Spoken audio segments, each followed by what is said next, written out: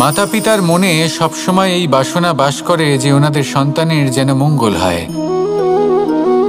নিজের সন্তানকে সেই সবকিছু দেবার সবসময় চেষ্টা করতে থাকেন যেগুলো তারা নিজেরা নিজেদের জীবনে কখনো পেতে পারেননি।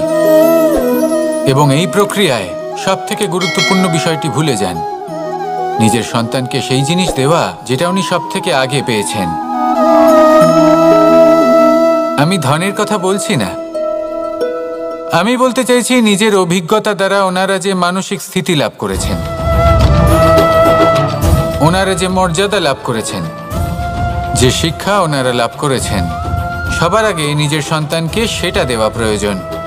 সেটা যদি নিজের সন্তানকে দিতে পারেন তাহলে এই সন্তান জীবনে তার পথে এগোতেও পারবে, ধন অর্জনও করতে পারবে এবং শক্তিশালী অনুভবও করতে পারবে।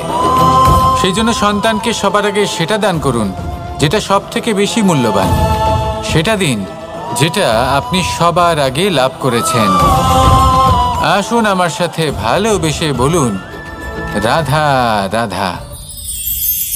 আজ আমরা দুই ধরনের ব্যক্তির বিষয়ে কথা বলবো। প্রথম জন হলেন যে প্রয়োজনের থেকে অনেক বেশি পরিমাণ ধন উপার্জন করে থাকেন। তার কাছে ততটা ধন থাকে যতটা তার প্রয়োজনও নেই, তারপরেও আরও ধন উপার্জন করতে চেষ্টা করতে থাকেন। সকল সম্ভব চেষ্টা করেন, সকল সম্ভব কর্ম করেন, তা সে উচিত কর্ম হোক বা অনুচিত, তাতে তাদের কিছুই যায় আসে না। তারা শুধুই এই সংসারের সকল সুখ ভোগ করতে চান, সকল স্বাচ্ছন্দ্য লাভ করতে চান। আজীবন তারা প্রচেষ্টাই করতে থাকেন। এবার এই করতে গিয়ে তারা ভারাক্রান্ত হয়ে সমস্যার সম্মুখীন হন। এনাদের সমগ্র জীবন এই চেষ্টাতেই চলে যায় জীবন যাপন করার বদলে। অন্যদিকে আরেকজন ব্যক্তি যিনি জানেন তার প্রয়োজন কতটুকু আর শুধুমাত্র সেই পরিমাণ ধন অর্জন করেন, তার থেকে বেশি একটুও নয়। উনি যদি দুবেলা খেতে পান, মাথা গোজার ঠাঁই পেয়ে যান, সেটাই পর্যাপ্ত। তাতেই তিনি আনন্দে জীবন যাপন করেন, না কোনো বৃথা চিন্তা করেন, না কোনো বৃথা কষ্ট করেন। এবার আমি আপনাদের জিজ্ঞেস করব, এই দুই ব্যক্তির মধ্যে আপনি কোন ব্যক্তি হতে চাইবেন? বেশিরভাগ মানুষ এটাই বলবেন যে আমরা সেই দ্বিতীয় মানুষ হতে চাই যারা সন্তুষ্ট। কিন্তু যদি মন দিয়ে দেখেন, আপনিও সেই কর্মই করছেন যা প্রথম ব্যক্তি করেন। আপনারা সবসময় চেষ্টা করে চলেছেন, এটাও লাভ করতে হবে, ওটাও লাভ করতে হবে, আমার এটারও প্রয়োজন, ওটারও প্রয়োজন। আপনি অনেক কিছু লাভ করেছেন, কিন্তু প্রশ্ন এটাই যে আপনার কি সেই সব কিছুর প্রয়োজন রয়েছে? এর উত্তর আপনার অন্তর্মনে রয়েছে। আপনার মন জানে যে আপনার প্রয়োজন কতটুকু। সেখানে গিয়ে দেখুন। সন্তুষ্টি মানুষকে আনন্দ দেয়। মানুষ যতটা সন্তুষ্ট হবে ততটাই সে আনন্দ লাভ করবে। এবার আপনাকে এই সিদ্ধান্ত নিতে হবে যে আপনি কখন আর কোথায় সন্তুষ্টি লাভ করবেন, কত কিছু লাভ করার পরে সন্তুষ্ট হবেন।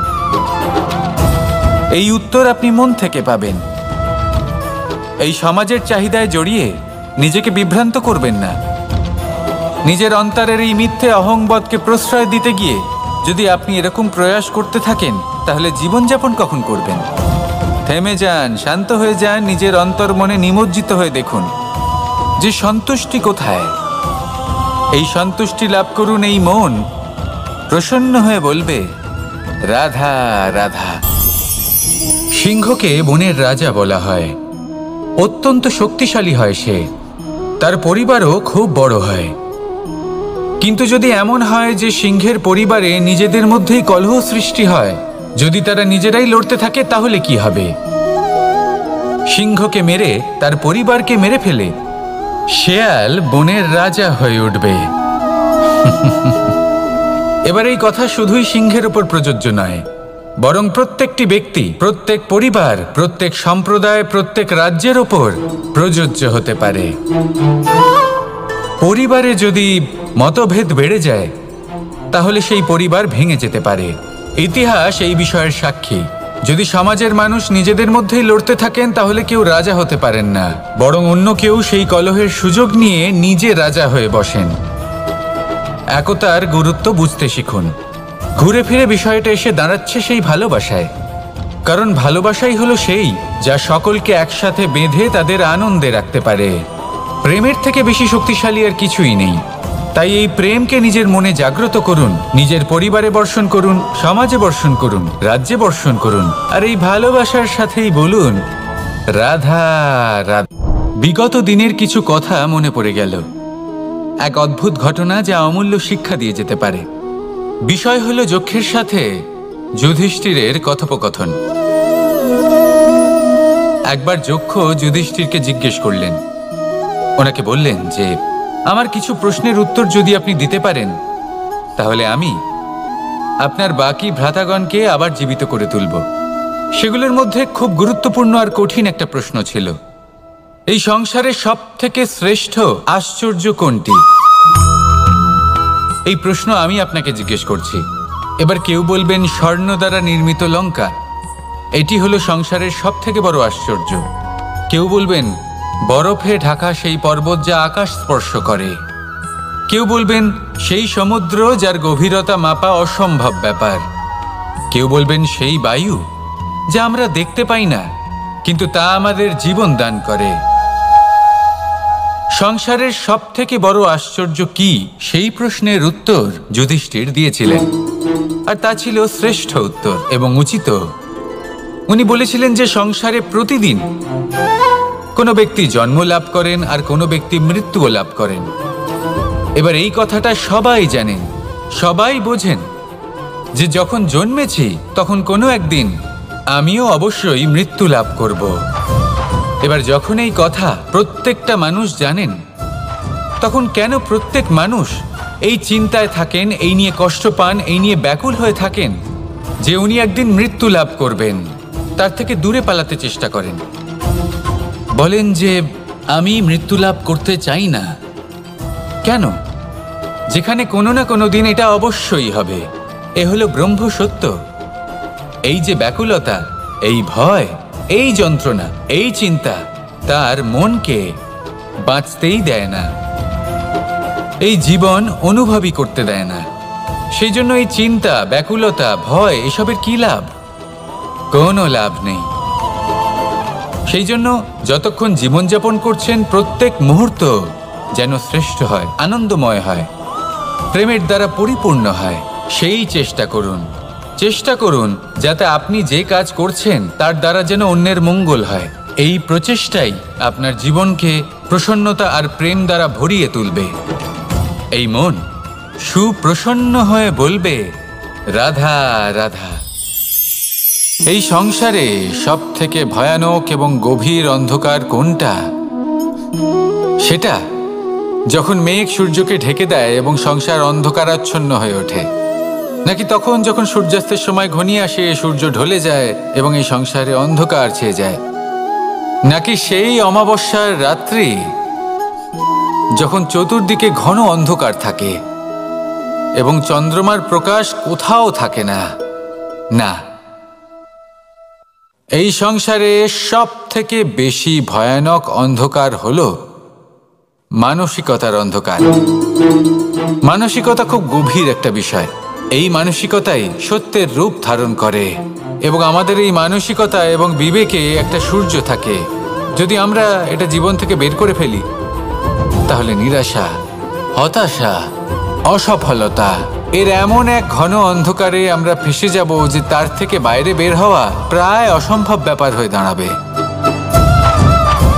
বড়ই কঠিন হয় সেই সময়।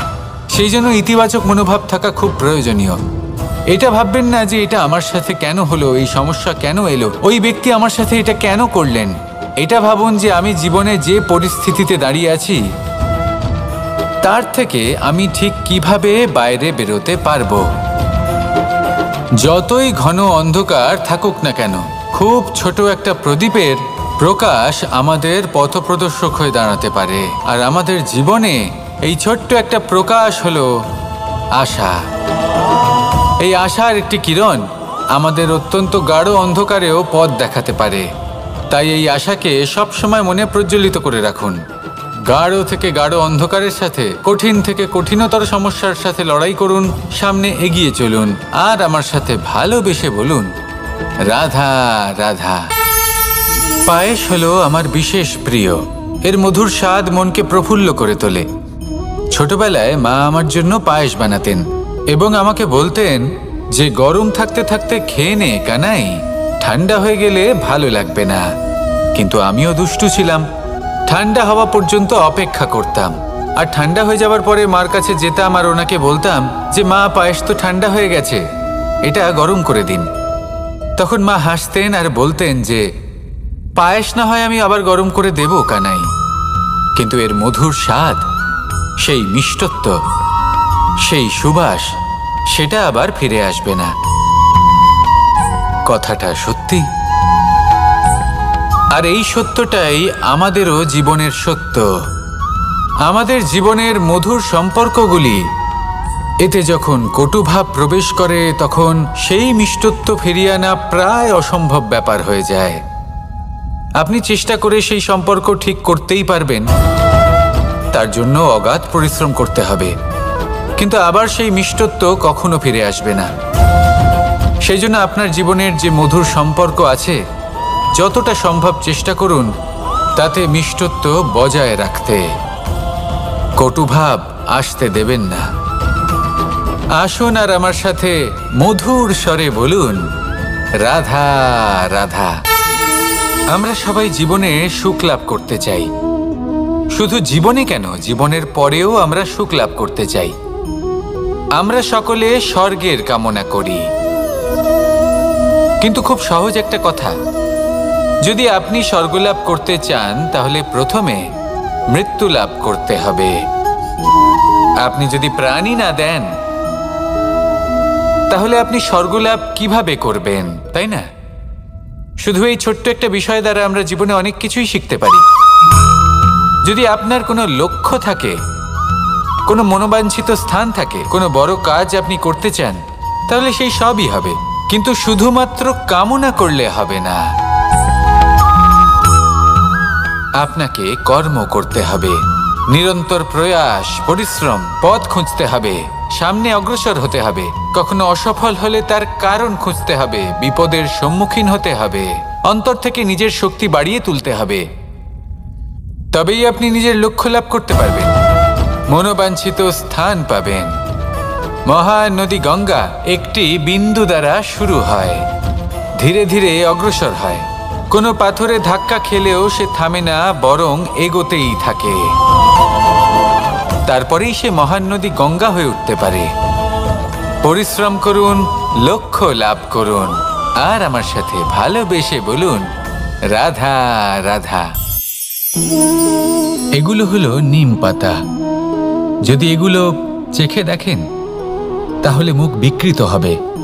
এগুলো কি তেঁতো খেতে, হে নারায়ণ! এর থেকে বেশি তিক্ত সংসারে আর কিছুই হতে পারে না। হয়তো আপনি এগুলো ফেলেও দেবেন, কিন্তু যদি এই স্বাদের ঊর্ধ্বে উঠে এই নিমের বিষয়ে আপনারা জানতে চেষ্টা করেন তাহলে আপনি জানতে পারবেন যে এই নিম কতটা বেশি গুরুত্বপূর্ণ, কত গুরুত্বপূর্ণ ওষুধ, আর আমাদের শরীরের জন্য কতটা বেশি লাভজনক।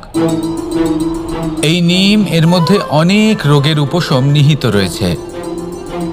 এবার জীবনে আমরা বিভিন্ন মানুষের সাথে পরিচিত হই, নেত্র দ্বারা তাদের দেখি, কিন্তু তাদের আমরা খুব একটা পছন্দ করি না। সেক্ষেত্রে আমাদের কি করা উচিত? অন্তর মন দিয়ে তাদের দেখা উচিত। ওনাদের রূপ রং নয়, ওনাদের ব্যবহার, ওনাদের গুণাবলী দেখা উচিত। কারণ হতে পারে ঠিক যেমন নিম পাতা বাস্তবে খুব তেঁতো কিন্তু আমাদের শরীরের পক্ষে লাভজনক, সেইভাবেই এইসব মানুষ যাদের দেখলে আমাদের ভালো লাগে না, যাদের রূপ রং আমাদের পছন্দ হয় না, হয়তো সেই মানুষগুলোই আমাদের জীবনকে পূর্ণরূপে পাল্টে দিতে পারেন। হতে পারে তাদের মধ্যে এমন ক্ষমতা রয়েছে, আমাদের সুখ, শান্তি, প্রেরণা প্রদান করতে পারেন, আমাদের দুঃখ হরণ করতে পারেন, আমাদের পথ দেখাতে পারেন। সেই জন্য যখনই কোনো ব্যক্তিকে দেখবেন, চর্মচক্ষু নয়, অন্তর্মন দিয়ে দেখবেন, রূপ রং নয়, গুণাবলী দেখবেন। মানুষকে আরো ভালোভাবে বুঝতে পারবেন, আর এই মন প্রসন্ন হয়ে বলবে, রাধা রাধা। আপনি কখনো মাখনের হাঁড়ি ভেঙেছেন? কত আনন্দ পাওয়া যায়। এই মাখনের হাঁড়ি ভাঙলে পুরো মাখন আমাদের গায়ে এসে পড়ে আর মন উচ্ছ্বসিত হয়ে ওঠে। কিন্তু তার জন্য বালগোপালদের কত চেষ্টা করতে হয় সেটা কখনো ভেবে দেখেছেন?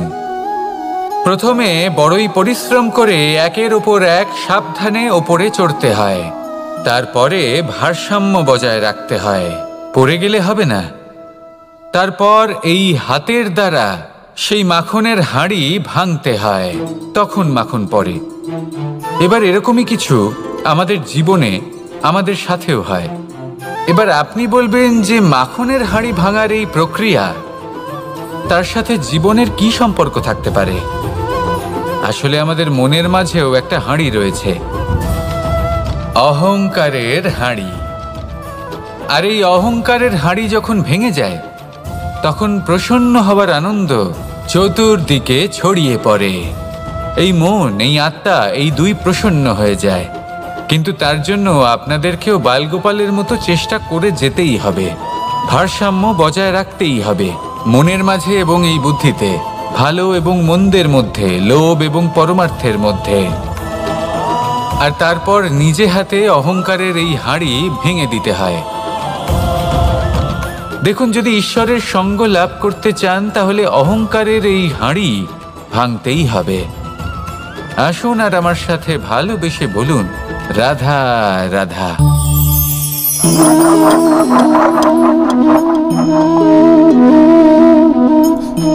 কোনো ব্যক্তিকে নিশ্চয়ই দেখেছেন যিনি নিজে কাঠ কাটার এই কাজে নিপুণ এবং অভিজ্ঞ।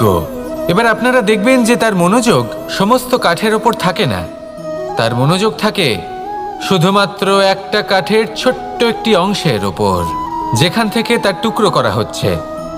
কিন্তু সেটা উনি কেন করেন? যদি এটা উনি না করেন তাহলে সেই কাঠ সঠিক পদ্ধতি এবং তাড়াতাড়ি কাটা যাবে না। জীবনেও তাই হয়ে থাকে। আপনি হয়তো কোনো লক্ষ্য স্থির করেছেন বা পথ নির্বাচন করেছেন বা কাজ স্থির করেছেন যেটা আপনি করেই ছাড়বেন। তাহলে নিজের সম্পূর্ণ মনোযোগ শুধুমাত্র তার উপর কেন্দ্রীভূত করুন। যদি আপনার মন এদিক ওদিক তাকাতে থাকে, অস্থির হয়ে পড়ে, বিচলিত হয়ে পড়ে, যদি তা হয়ে থাকে তাহলে আপনি অবশ্যই অসফল হবেন। তাই কর্মঠ থাকুন, নিরন্তর কর্ম করতে থাকুন এবং পূর্ণ মনোযোগ দিয়ে নিজের কাজ করুন। নিজের পথে অগ্রসর হন বা নিজের লক্ষ্য প্রাপ্ত করতে চেষ্টা করুন। তারপর দেখুন কি হয়, কিভাবে উচিত পথে এবং তীব্র গতিতে আপনার লক্ষ্য আপনার কাছেই পৌঁছে যায়। আর আপনার এই মন প্রসন্ন হয়ে বলে, রাধা রাধা। আলস্য আপনার আরো একটা অত্যন্ত বড় শত্রু, যা আপনার মনের মধ্যে বসবাস করে আর ধীরে ধীরে আপনার কার্য শরীরের একটা অংশ হয়ে ওঠে। সব কাজে দেরি করিয়ে দেয়, সবকিছু নষ্ট করে দিতে পারে এই আলস্য। এই কাজ আজকে হলো না, কোনো ব্যাপার নয়, কালকে করে নেব। প্রকৃতি আমাদের এটা শেখায় না। ভেবে দেখুন, যদি সূর্য এটা ভাবে যে কাল উদিত হব না, কিছুদিন পরে উদয় হব, তাহলে কি হবে? সমগ্র পৃথিবীর বিনাশ হয়ে যাবে, ঠিক কি না? দেখুন, এই আলস্য নিয়ে খুব সুন্দর একটা কথা আছে, আলস্যস্য কুত বিদ্যা। অর্থাৎ যিনি অলস হয়ে বসে থাকেন তিনি বিদ্যা লাভ করেন না, জ্ঞান লাভ করেন না। আর জ্ঞান না থাকলে তিনি ধন অর্জন করতে পারেন না।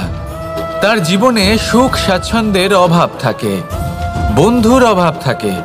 যেখানে সুখ স্বাচ্ছন্দ্য নেই, মিত্র নেই, আপনজন নেই, জ্ঞান নেই, সেখানে আনন্দ কিভাবে বাস করতে পারে? সেই জন্য কথায় আছে, যিনি কর্ম করেন তিনি এই সংসারে যে কোনো সুখ স্বাচ্ছন্দ্য ভোগ করতে পারেন। তাই কর্ম করুন, সময়কে সম্মান করুন,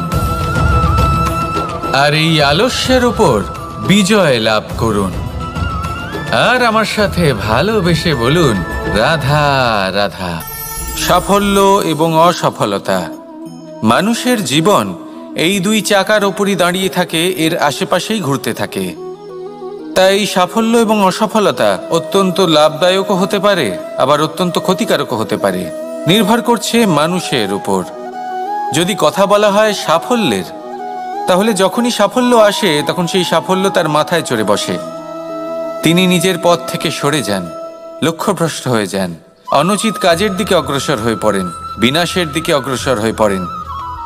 কিন্তু সেই সাফল্য যদি মাথায় চড়তে না দিয়ে মনের মাঝে বাস করে, তাহলে সে নিজের সাফল্য অনুভব করতে পারবে, নিজের কর্তব্য অনুভব করতে পারবে, ভাববে যে কিভাবে এই সাফল্য দ্বারা সমাজের কিছু মঙ্গল করা যেতে পারে, আর সেই সাফল্যই তার জন্য বরদান হয়ে যাবে। এবার যদি কথা বলি অসফলতার, তাহলে যখনই অসফলতা আসে তখন মানুষ তাতে মন খারাপ করে বসেন, দুঃখী হয়ে পড়েন, হেরে গেছেন বোধ করেন, জীবনের সামনে অগ্রসর হওয়ার সাহস করতেই পারেন না। তার কি করা উচিত? তার মন থেকে না ভেবে মস্তিষ্কের দৃষ্টিভঙ্গি দিয়ে ভেবে দেখা উচিত যে আমি এমন কি করলাম যাতে আমি অসফল হলাম। নিজেকে শুধরে নেওয়া উচিত। তখন এই অসফলতা মানুষের কাছে আশীর্বাদ প্রমাণিত হবে, আর পরের বার তিনি অবশ্যই সফলতা লাভ করবেন। তাই মনে রাখবেন, সাফল্য এবং অসফলতা আপনার জন্য লাভদায়কও হতে পারে, ঘাতকও প্রমাণিত হতে পারে, বিধ্বংসীকারীও হতে পারে।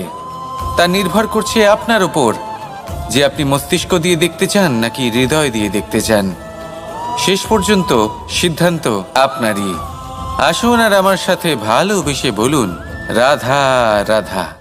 মাতা পিতার মনে সবসময় এই বাসনা বাস করে যে ওনাদের সন্তানের যেন মঙ্গল হয়। নিজের সন্তানকে সেই সবকিছু দেবার সবসময় চেষ্টা করতে থাকেন যেগুলো তারা নিজেরা নিজেদের জীবনে কখনো পেতে পারেননি, এবং এই প্রক্রিয়ায় সবথেকে গুরুত্বপূর্ণ বিষয়টি ভুলে যান, নিজের সন্তানকে সেই জিনিস দেওয়া যেটা উনি সবথেকে আগে পেয়েছেন। আমি ধনের কথা বলছি না, আমি বলতে চাইছি নিজের অভিজ্ঞতা দ্বারা ওনারা যে মানসিক স্থিতি লাভ করেছেন, ওনারা যে মর্যাদা লাভ করেছেন, যে শিক্ষা ওনারা লাভ করেছেন, সবার আগে নিজের সন্তানকে সেটা দেওয়া প্রয়োজন। সেটা যদি নিজের সন্তানকে দিতে পারেন, তাহলে এই সন্তান জীবনে তার পথে এগোতেও পারবে, ধন অর্জনও করতে পারবে এবং শক্তিশালী অনুভবও করতে পারবে। সেই জন্য সন্তানকে সবার আগে সেটা দান করুন যেটা সব থেকে বেশি মূল্যবান। সেটা দিন যেটা আপনি সবার আগে লাভ করেছেন। আসুন আমার সাথে ভালোবেসে বলুন, রাধা রাধা। আজ আমরা দুই ধরনের ব্যক্তির বিষয়ে কথা বলবো।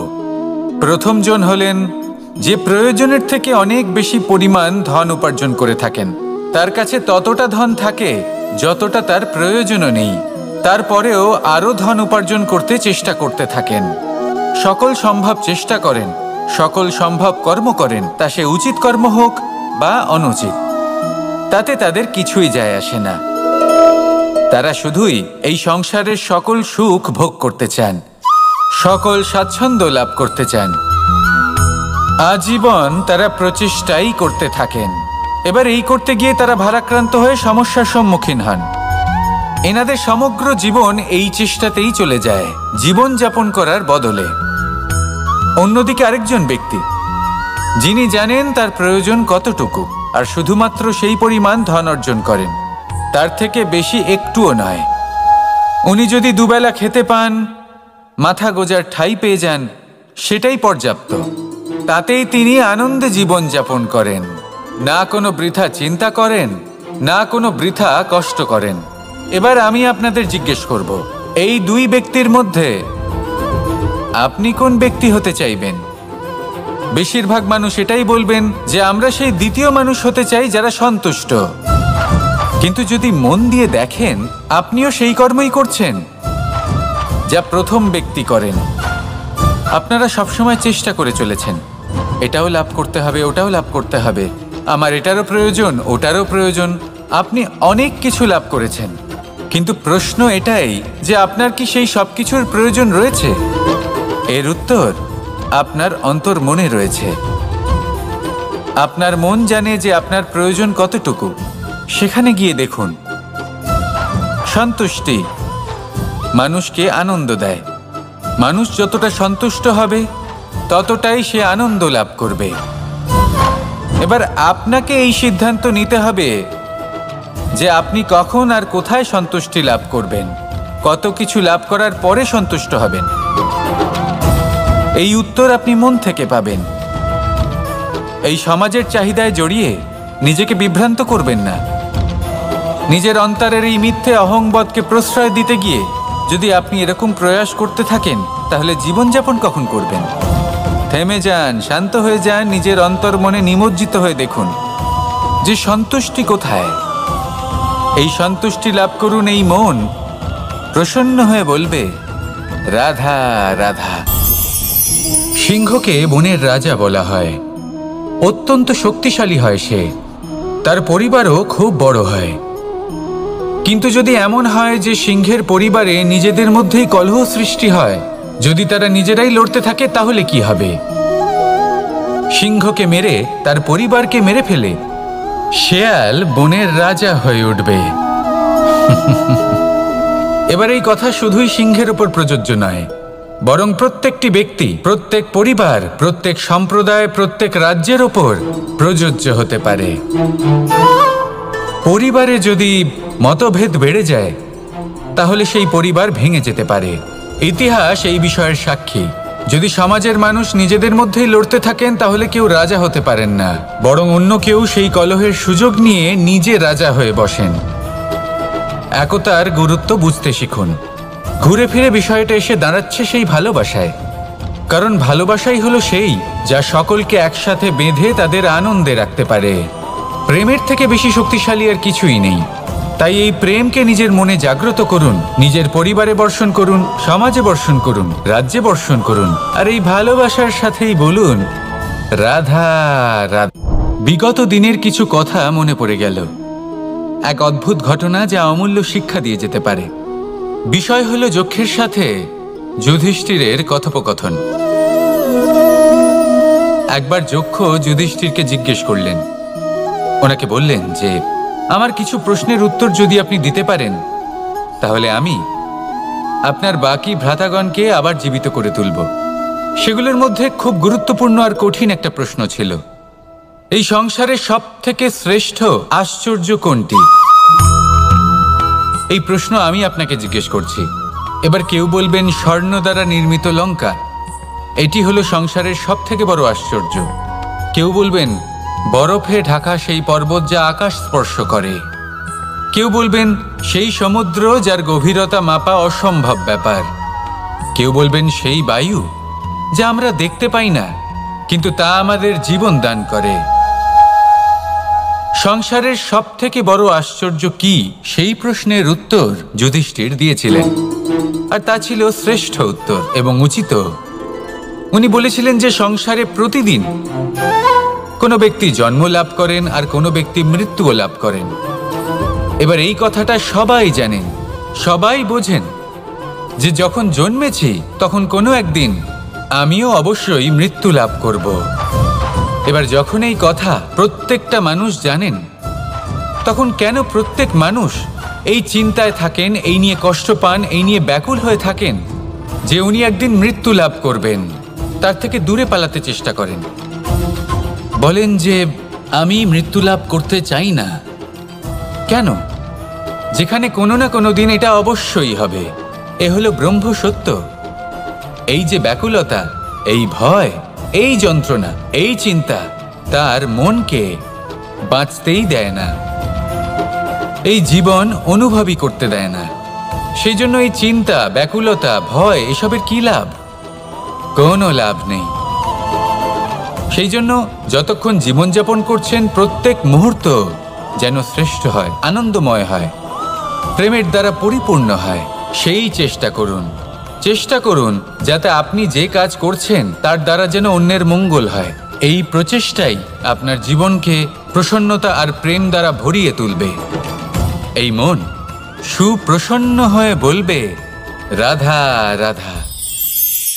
এই সংসারে সব থেকে ভয়ানক এবং গভীর অন্ধকার কোনটা? সেটা যখন মেঘ সূর্যকে ঢেকে দেয় এবং সংসার অন্ধকারাচ্ছন্ন হয়ে ওঠে, নাকি তখন যখন সূর্যাস্তের সময় ঘনিয়ে আসে, সূর্য ঢলে যায় এবং এই সংসারে অন্ধকার ছেয়ে যায়, নাকি সেই অমাবস্যার রাত্রি যখন চতুর্দিকে ঘন অন্ধকার থাকে এবং চন্দ্রমার প্রকাশ কোথাও থাকে না? না, এই সংসারে সব থেকে বেশি ভয়ানক অন্ধকার হলো মানসিকতার অন্ধকার। মানসিকতা খুব গভীর একটা বিষয়। এই মানসিকতাই সত্যের রূপ ধারণ করে এবং আমাদের এই মানসিকতা এবং বিবেকে একটা সূর্য থাকে। যদি আমরা এটা জীবন থেকে বের করে ফেলি তাহলে নিরাশা, হতাশা, অসফলতা এর এমন এক ঘন অন্ধকারে আমরা ফেঁসে যাব যে তার থেকে বাইরে বের হওয়া প্রায় অসম্ভব ব্যাপার হয়ে দাঁড়াবে। বড়ই কঠিন হয় সেই সময়। সেই জন্য ইতিবাচক মনোভাব থাকা খুব প্রয়োজনীয়। এটা ভাববেন না যে এটা আমার সাথে কেন হলো, এই সমস্যা কেন এলো, ওই ব্যক্তি আমার সাথে এটা কেন করলেন। এটা ভাবুন যে আমি জীবনে যে পরিস্থিতিতে দাঁড়িয়ে আছি তার থেকে আমি ঠিক কিভাবে বাইরে বেরোতে পারবো। যতই ঘন অন্ধকার থাকুক না কেন, খুব ছোট একটা প্রদীপের প্রকাশ আমাদের পথপ্রদর্শক হয়ে দাঁড়াতে পারে। আর আমাদের জীবনে এই ছোট্ট একটা প্রকাশ হলো আশা। এই আশার একটি কিরণ আমাদের অত্যন্ত গাঢ় অন্ধকারেও পথ দেখাতে পারে। তাই এই আশাকে সবসময় মনে প্রজ্বলিত করে রাখুন। গাঢ় থেকে গাঢ় অন্ধকারের সাথে, কঠিন থেকে কঠিনতর সমস্যার সাথে লড়াই করুন, সামনে এগিয়ে চলুন আর আমার সাথে ভালোবেসে বলুন, রাধা রাধা। পায়েস হলো আমার বিশেষ প্রিয়। এর মধুর স্বাদ মনকে প্রফুল্ল করে তোলে। ছোটবেলায় মা আমার জন্য পায়েস বানাতেন এবং আমাকে বলতেন যে গরম থাকতে থাকতে খেয়ে নে কানাই, ঠান্ডা হয়ে গেলে ভালো লাগবে না। কিন্তু আমিও দুষ্টু ছিলাম। ঠান্ডা হওয়া পর্যন্ত অপেক্ষা করতাম আর ঠান্ডা হয়ে যাওয়ার পরে মার কাছে যেতাম আর ওনাকে বলতাম যে মা, পায়েস তো ঠান্ডা হয়ে গেছে, এটা গরম করে দিন। তখন মা হাসতেন আর বলতেন যে পায়েস না হয় আমি আবার গরম করে দেব কানাই, কিন্তু এর মধুর স্বাদ, সেই মিষ্টত্ব, সেই সুবাস, সেটা আবার ফিরে আসবে না। কথাটা সত্যি। আর এই সত্যটাই আমাদেরও জীবনের সত্য।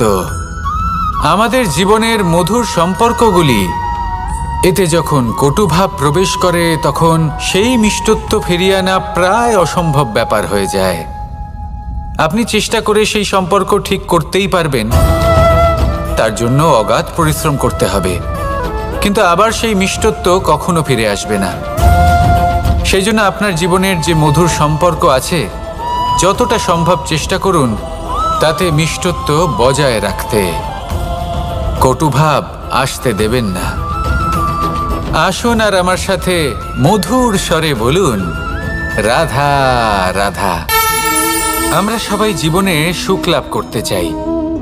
শুধু জীবনে কেন, জীবনের পরেও আমরা সুখ লাভ করতে চাই। আমরা সকলে স্বর্গের কামনা করি।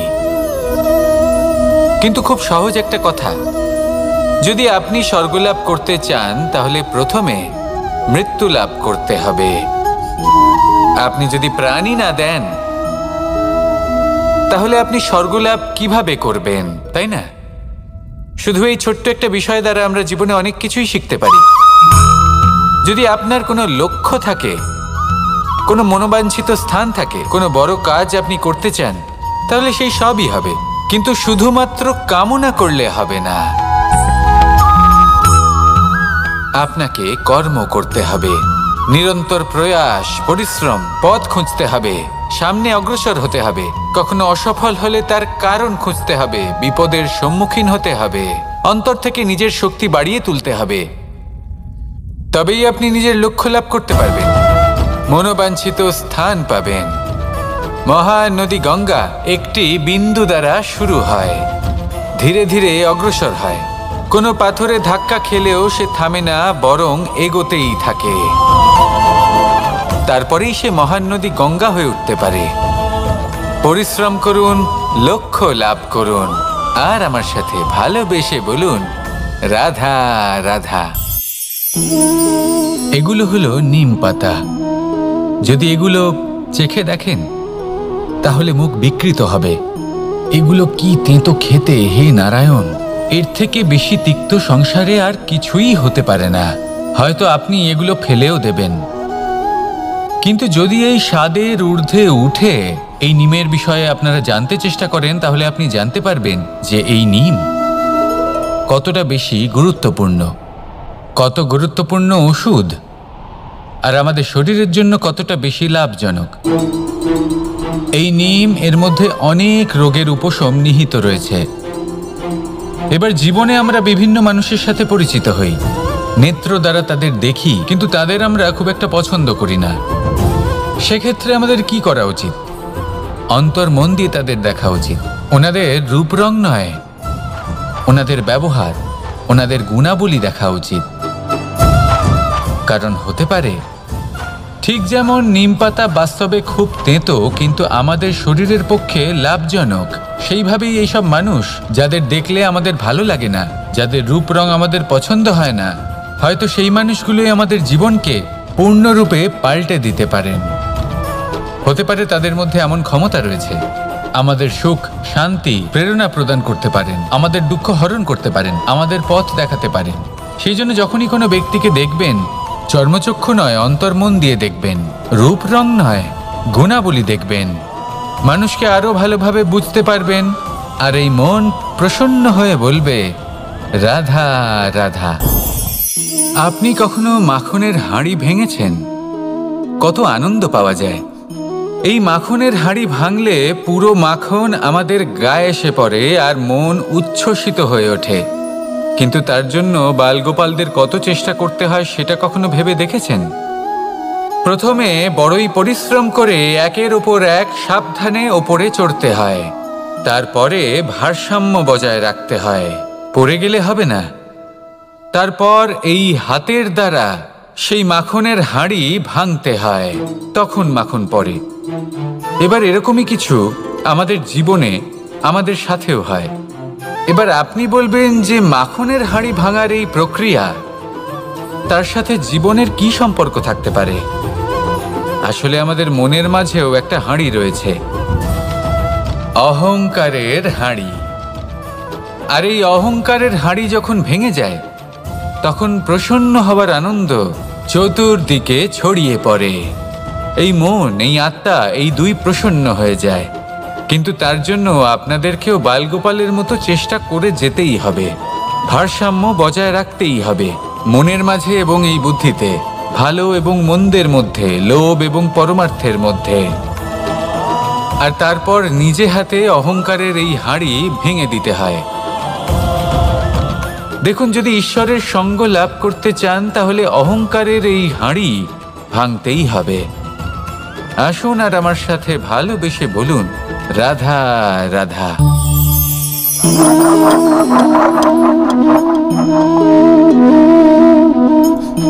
কোনো ব্যক্তিকে নিশ্চয়ই দেখেছেন যিনি নিজে কাঠ কাটার এই কাজে নিপুণ এবং অভিজ্ঞ। এবার আপনারা দেখবেন যে তার মনোযোগ সমস্ত কাঠের ওপর থাকে না, তার মনোযোগ থাকে শুধুমাত্র একটা কাঠের ছোট্ট একটি অংশের ওপর, যেখান থেকে তার টুকরো করা হচ্ছে। কিন্তু সেটা উনি কেন করেন? যদি এটা উনি না করেন তাহলে সেই কাঠ সঠিক পদ্ধতি এবং তাড়াতাড়ি কাটা যাবে না। জীবনেও তাই হয়ে থাকে। আপনি হয়তো কোনো লক্ষ্য স্থির করেছেন বা পথ নির্বাচন করেছেন বা কাজ স্থির করেছেন যেটা আপনি করেই ছাড়বেন। তাহলে নিজের সম্পূর্ণ মনোযোগ শুধুমাত্র তার উপর কেন্দ্রীভূত করুন। যদি আপনার মন এদিক ওদিক তাকাতে থাকে, অস্থির হয়ে পড়ে, বিচলিত হয়ে পড়ে, যদি তা হয়ে থাকে তাহলে আপনি অবশ্যই অসফল হবেন। তাই কর্মঠ থাকুন, নিরন্তর কর্ম করতে থাকুন এবং পূর্ণ মনোযোগ দিয়ে নিজের কাজ করুন। নিজের পথে অগ্রসর হন বা নিজের লক্ষ্য প্রাপ্ত করতে চেষ্টা করুন। তারপর দেখুন কি হয়, কিভাবে উচিত পথে এবং তীব্র গতিতে আপনার লক্ষ্য আপনার কাছেই পৌঁছে যায়। আর আপনার এই মন প্রসন্ন হয়ে বলে, রাধা রাধা। আলস্য আপনার আরো একটা অত্যন্ত বড় শত্রু, যা আপনার মনের মধ্যে বসবাস করে আর ধীরে ধীরে আপনার কার্য শরীরের একটা অংশ হয়ে ওঠে। সব কাজে দেরি করিয়ে দেয়, সবকিছু নষ্ট করে দিতে পারে এই আলস্য। এই কাজ আজকে হলো না, কোনো ব্যাপার নয়, কালকে করে নেব। প্রকৃতি আমাদের এটা শেখায় না। ভেবে দেখুন, যদি সূর্য এটা ভাবে যে কাল উদিত হব না, কিছুদিন পরে উদয় হব, তাহলে কি হবে? সমগ্র পৃথিবীর বিনাশ হয়ে যাবে, ঠিক কি না? দেখুন, এই আলস্য নিয়ে খুব সুন্দর একটা কথা আছে, আলস্যস্য কুত বিদ্যা। অর্থাৎ যিনি অলস হয়ে বসে থাকেন তিনি বিদ্যা লাভ করেন না, জ্ঞান লাভ করেন না, আর জ্ঞান না থাকলে তিনি ধন অর্জন করতে পারেন না। তার জীবনে সুখ স্বাচ্ছন্দ্যের অভাব থাকে, বন্ধুর অভাব থাকে। যেখানে সুখ স্বাচ্ছন্দ্য নেই, মিত্র নেই, আপনজন নেই, জ্ঞান নেই, সেখানে আনন্দ কিভাবে বাস করতে পারে? সেই জন্য কথায় আছে, যিনি কর্ম করেন তিনি এই সংসারে যে কোনো সুখ স্বাচ্ছন্দ্য ভোগ করতে পারেন। তাই কর্ম করুন, সময়কে সম্মান করুন, আর এই আলস্যের উপর বিজয় লাভ করুন। আর আমার সাথে ভালোবেসে বলুন, রাধা রাধা।